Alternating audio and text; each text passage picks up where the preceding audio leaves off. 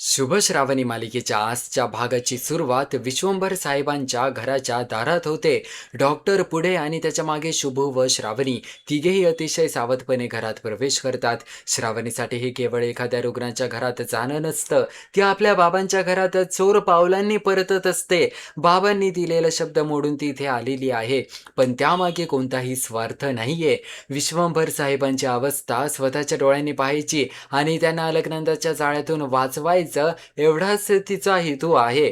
घरात अलकनंदा आणि रुद्र डॉक्टरची वाट पाहत असतात. वरून अपर्णा आणि पृथ्वी खाली येतात.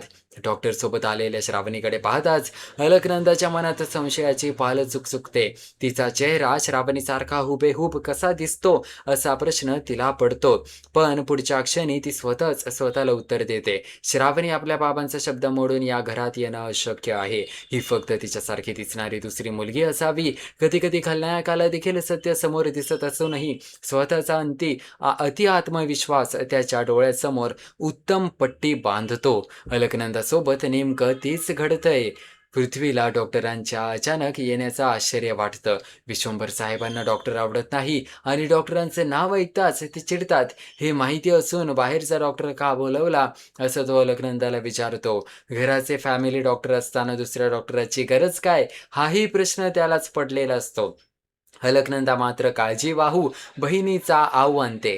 विश्वंभर चिडेल म्हणून त्याच्यावर उपचारच करू नयेत का, असा उलट सवाल ती करते आणि एक महत्वाचे इंजेक्शन देण्यासाठी डॉक्टरला बोलवल्याचं सांगितले. अलकनंदा डॉक्टरला विश्वंभर साहेबांच्या वरच्या रूममध्ये घेऊन जाऊन इंजेक्शन देण्यास सांगते. हे ऐकता श्रावणी नकळत त्या दिशेने चलू लागते. रुद्र लगेच तिला अडवतो. साहेबांची रूम वर आहे हे तुला कसं माहिती? क्षणभर श्रावणीची बोलती बंद होते. तिची ओळख उघडी होण्याची वेळ आलेली असते. शुभू तिला सावध करण्यासाठी चिमटा काढतो आणि डॉक्टर घाईघाईने सांगतो की रूम वर असावी. असा अंदाज त्याने आधीच आपल्या सहायकांना दिला होता. मोठ्या घरात मोठ्या माणसांची रूम वरच असेल असं वाटलं. अशी थोडी गमतीदार पण त्या क्षणी उपयोगी पडणारी सबब तो सांगतो. विश्वंभर साहेबांच्या रूमकडे जाताना श्रावणीच्या जुन्या आठवणी जाग्या होत्यात. याच घरात बाबांसोबत घालवलेले चांगले वाईट क्षण तिच्या डोळ्यासमोर येतात आणि डोळ्यात पाणी दाटतं. इतक्यात अपर्णा तिला पाहते आणि पहिल्या नजरेतच ओळखते. ती धावत येऊन श्रावणीला मिठी मारते. दोघींच्या भावना अनावर होतात. श्रावणी सांगते ती फक्त बाबांसाठी परत आली आहे. त्यांना डोळे भरून पाहायचं आहे आणि त्यांचा जीव वाचवायचा आहे. पण हा भावनिक क्षण फार काळ लपून राहत नाही. अलकनंदा आणि रुद्र तिथे पोहोचतात. दोघांना रागाने आपल्याकडे येताना पाहून श्रावणी व अपर्णा लगेच डोळे पुसतात. श्रावणीची ओळख उघड झाली तर संपूर्ण योजना कोसळणार हे सगळ्यांना माहिती असतं. अपर्णा प्रसंग सावरत सांगते की डॉक्टर आणि त्यांच्या स्टाफसाठी नाश्ता तयार आहे हे सांगायला ती आली होती. अलकनंदा तिला डॉक्टर पाहुणे नाहीत, आधी काम होऊ दे असं सुनावून तिथून पाठवते. अपर्णा नाईलाजाने निघते, पण तिच्या मनाला दिलासा मिळालेला असतो. श्रावणी बाबांना वाचवण्यासाठी आली आहे. आता अलकनंदा पत्राआड लपवलेले इंजेक्शन डॉक्टरांच्या हातात देते. लेबल वाचताच डॉक्टरांच्या चेहऱ्यावरचा रंग उडतो. हे साधं उपचाराचे इंजेक्शन नसून अत्यंत धोकादायक औषध असतं. ते दिल्यानंतर विश्वंभरांना वेडेपणाचे झटके येऊ शकतात. त्यांच्या प्रतिक्रिया मंदावू शकतात आणि ते कायमचे भ्रमिष्ट किंवा बधीर होऊ शकतात. अलकनंदाचा हेतू त्यांना करण्याचा नाही, राजकीय सत्य आणि निर्णय क्षमता स्वतःच्या ताब्यात ठेवण्यासाठी सख्या भावाला कायमचा असहाय्य बनवण्याचा आहे. सगळे विश्वंभरच्या रूममध्ये पोहोचतात. एकेकाळी रुबाबदार, बुद्धिमान आणि तडफदार असलेला विश्वंभर आता घाबरलेला, अडखळत बोलणारे आणि प्रत्येक हालचालीवर डचकणारे दिसतात. त्यांची अवस्था पाहून श्रावणीचे डोळे पुन्हा भरतात. शुभूलाही वाईट वाटतं. अलकनंदाने चुकीच्या औषधांनी एका सक्षम माणसाला स्वतःच्या सावलीलाही घाबरणाऱ्या अवस्थेत आणलेलं आहे. हे दृश्य कोणालाही अस्वस्थ करणारं असतं. डॉक्टराला पाहताच विश्वंभर घाबरून उठतात. डॉक्टर नको, इंजेक्शन नको असं म्हणत ते अलकनंदाकडे मदत मागतात. अलकनंदा पुन्हा प्रेमळ बहिणीचा मुखवटा घेते. माझ्यावर विश्वास नाही का विश्वंभर? मी तुझा वाईट करेल का? असं भावनिक बोलून ती विश्वंभरला शांत करते. फक्त इंजेक्शन घेतलं की तू ठणठणीत होशील आणि त्यानंतर कोणत्याही डॉक्टरला बोलवणार नाही असा शब्द अलकनंदा विश्वंभरला देते. विश्वंभरचा अलकनंदावर अजूनही आंधळा विश्वास असल्यामुळे ते अखेर तयार होतात. ज्याने आजारी केलं त्याच व्यक्तीच्या शब्दावर औषध घ्यायला तयार होणं यापेक्षा मोठी शोकांतिका कोणती मित्रांनो? श्रावणी अत्यंत प्रेमाने त्यांना सांगते की हे फक्त नियमित चेकअप आहे आणि काहीही वाईट होणार नाही. तिच्या आवाजातलं आपलेपण विश्वंभरांना जाणवतं आणि ते थोडे शांत होतात. जमिनीवर पडलेला रुमाल उचलण्याचा बहाणा करून श्रावणी त्यांच्या पायांना स्पर्श करते. स्वतःच्या बाबांचा आशीर्वाद चोरून घ्यावा लागत असल्याची वेदना तिच्या डोळ्यातून वाहू लागते. विश्वंभर तिच्याकडे पाहतात आणि ही अनोळखी मुलगी आपल्या पायांना का स्पर्श करते असा प्रश्न त्यांच्या नजरेत उमटतो. पण श्रावणी लगेच हात मागे घेते.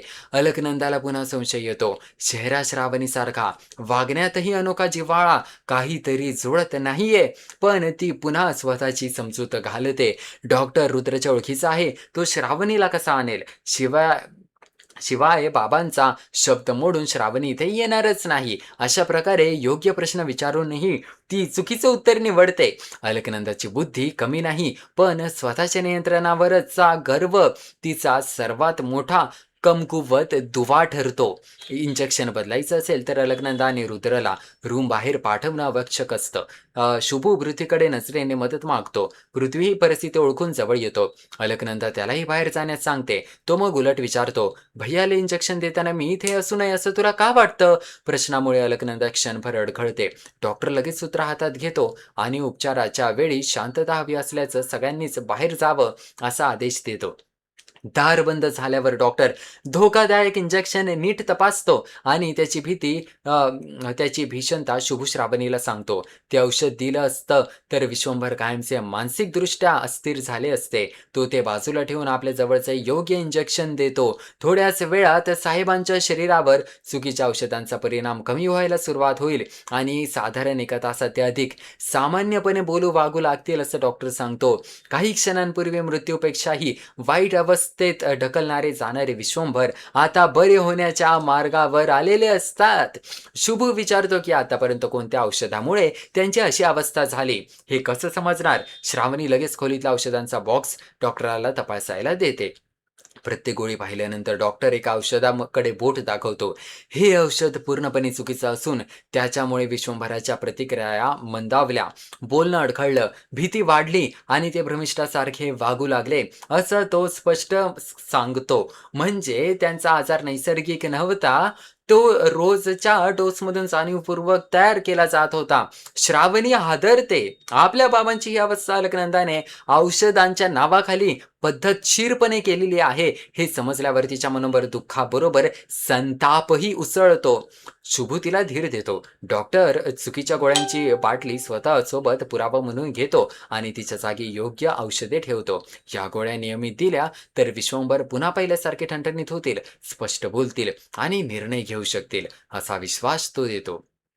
श्रावणी बाबांच्या जवळ बसून मनोमन वचन देते, आता त्यांच्या तब्येतीशी कोणालाही खेळू देणार नाही.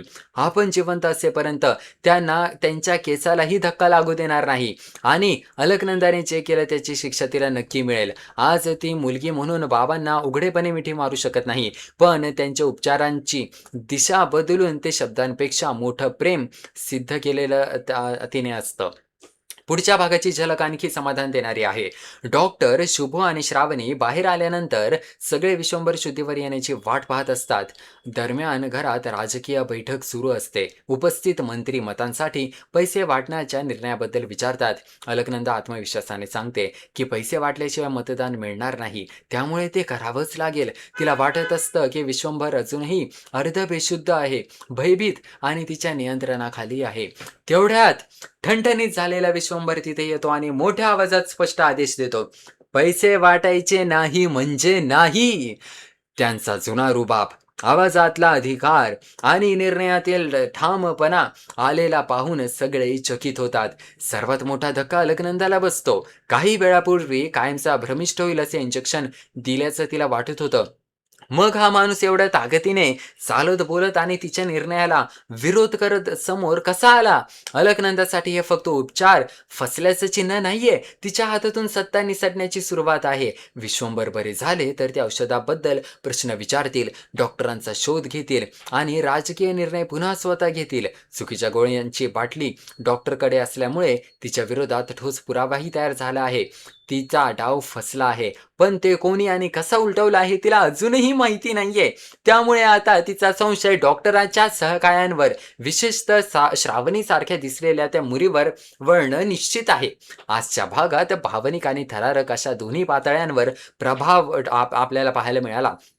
एका बाजूला बाबांच्या पायांना चोरून स्पर्श करणारी श्रावणी आहे. दुसऱ्या बाजूला सख्या भावाला मानसिकदृष्ट्या उद्ध्वस्त करणारी, सत्ता मिळवून पाहणारी अलकनंदा आहे. दोघींमध्ये रक्ताचंच नातं आहे, पण त्या नात्याचा अर्थ दोघींसाठी पूर्णपणे वेगळा आहे. श्रावणीला बाबांचा जीव हवा आहे, तर अलकनंदाला त्याची खुर्ची आणि त्याचा अधिकार हवा आहे. डॉक्टरांची भूमिका महत्त्वाची ठरते. सुरुवातीला तो पैशांच्या किंवा दबावाच्या जाळ्यात अडकलेला दिसतो, पण इंजेक्शनची भीषणता समजल्यानंतर तो योग्य बाजू निवडतो. त्याने धोकादायक औषध बदललं नसतं तर विश्वंभरचं आयुष्य कायमचं उद्ध्वस्त झालं असतं. पृथ्वीनेही योग्य वेळी परिस्थिती समजून बाहेर जाण्याचा मार्ग तयार केला. या सगळ्यांच्या छोट्या छोट्या धैर्यामुळे अलकनंदाची मोठी योजना आज कोसळलेली दिसतीये मित्रांनो. आता प्रश्न इतकाच उरतो की विश्वंभर पूर्णपणे बरे झाल्यावर सर्वात आधी कोणाला ओळखतील आणि कोणावर प्रश्नांचा भडीमार करतील? त्यांना श्रावणीच्या स्पर्शात जाणवलेला आपलेपण आठवेल का? अपर्णा गुपित किती काळ लपवू शकेल? रुद्र त्या डॉक्टरला शोधून सत्य उघड करण्याचा प्रयत्न करेल का? आणि अलकनंदा आपला डाव वाचवण्यासाठी पुन्हा चुकीची औषधं देण्याआधी श्रावणी पुराव्यांसह पुढे येईल का? शुभ श्रावणीच्या आजच्या या भागाने एक गोष्ट नक्की स्पष्ट केली आहे. खोट्या औषधांनी शरीर आणि मन काही काळ कुमकुवत करता येतं, पण सत्याला कायमचं बधीर करता येत नाही. अलकनंदाने विश्वंभरचा आवाज बंद करण्याची तयारी केली होती. श्रावणीने त्याच आवाजाला पुन्हा ताकद दिलेली आहे. पुढच्या भागात विश्वंभरचा पहिला ठाम आदेश अलकनंदाच्या सत्तेला हादरा देणार आहे. पैसे वाटायचे नाहीत, या एका वाक्याने साहेब फक्त बरे झाल्याचं दाखवत नाहीये, ते आपल्या घरावर, निर्णयावर आणि आयुष्यावरचा हक्क पुन्हा मिळवायला परत आलेत हे निश्चित. आजचं एपिसोड तुम्हाला कसं वाटलं नक्की मला कॉमेंट करून या व्हिडिओ खाली सांगा. आपण व्हिडिओ या मालिकेच्या पुढील भागामध्ये पाहूया मालिकेत नवनवीन अजून नेमकं काय काय घडतंय ते. हा व्हिडिओ पाहण्यासाठी खूप खूप धन्यवाद.